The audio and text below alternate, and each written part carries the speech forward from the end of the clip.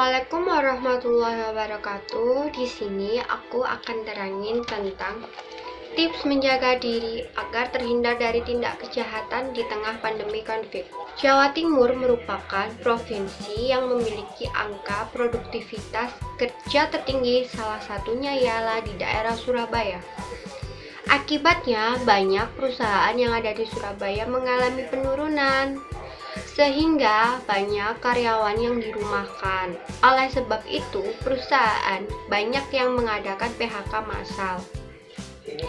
Maka, untuk memenuhi kebutuhan sehari-hari, mantan karyawan harus mencari pekerjaan lain. Salah satunya ada yang melakukan suatu tindak kriminal seperti pencurian, perampasan perhiasan, perampokan, dan masih banyak lagi.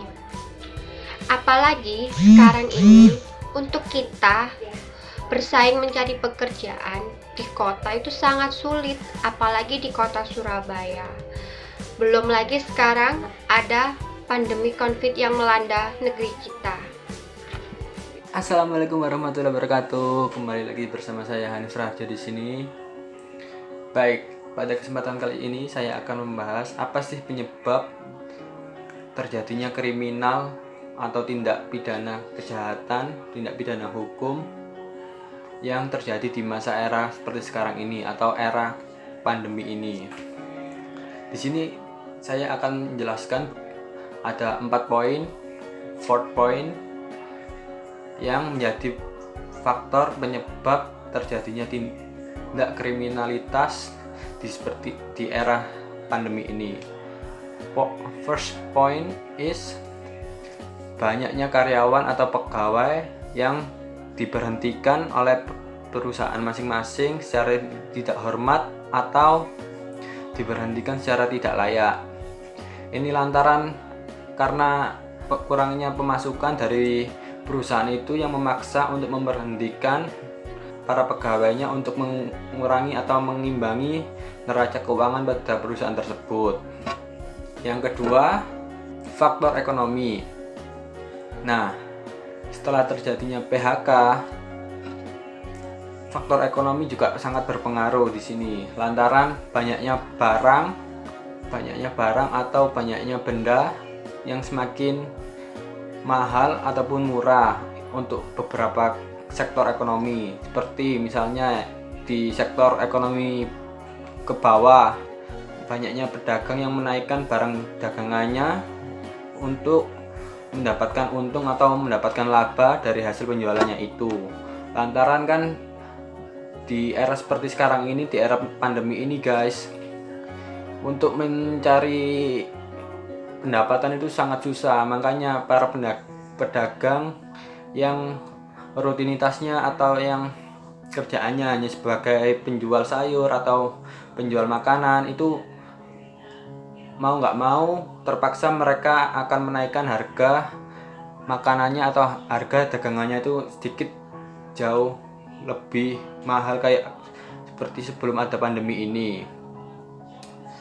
Itu yang di sektor ekonomi ke bawah. Kalau yang di sektor ekonomi ke atas seperti perusahaan pizza, terus restoran-restoran mengasih promo bahwasanya produknya itu kasarannya itu bagaimana caranya itu bisa laku agar tidak mubazir atau demi mendapatkan keuntungan walaupun jual rugi lah istilahnya itu. Jadi yang di sektor ekonomi ke atas. Penyebab ketiga, banyaknya tahanan atau narapidana yang dibebaskan oleh aparat penegak hukum atau kepolisian yang ada dimanapun itu. Karena kan pada dasarnya seperti sekarang ini, era pandemi ini, para tahanan atau narapidana itu dipulangkan demi meminimalisir atau memangkas penyebaran mata rantai virus COVID-19 ini atau virus corona ini. Lantaran apabila tidak diberlakukan seperti itu, resiko penularan atau dampak terkena COVID-19 itu sangat besar. Dan yang terakhir, penyebab terjadinya tindak kriminalitas, ialah nggak lain nggak bukan itu kesadaran kita masing-masing. Meskipun kesadaran kita kurang lantaran adanya virus ini, ya keamanan kita kayak seperti di sektor perumahan inilah, kan banyaknya maling, terus kehilangan motor, kehilangan barang benda dan lain sebagainya. Itu kan tidak terlepas dari bagaimana cara kita mengamankan diri kita sendiri, mulai mencabut kunci motor di sepeda motor, apapun kondisinya tetap langkah kita ya paling tepat itu untuk selalu berwaspada dimanapun kita berada, guys. Jadi sekian itu yang bisa saya sampaikan. Stay safe and stay healthy. Tips terhindar dari tindak kejahatan yang pertama, selalu waspada dengan keadaan sekitar. Yang kedua, sebisa mungkin jangan pergi sendiri. Yang ketiga, carilah rute yang terang dan ramai.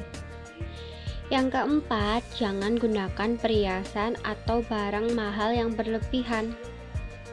Yang kelima, gunakan tas yang aman dengan cara yang aman. Keenam, pastikan handphone selalu dalam keadaan siap. Yang terakhir, selalu bawa benda yang bisa digunakan untuk mempertahankan diri. Sekian tips dari saya. Terima kasih.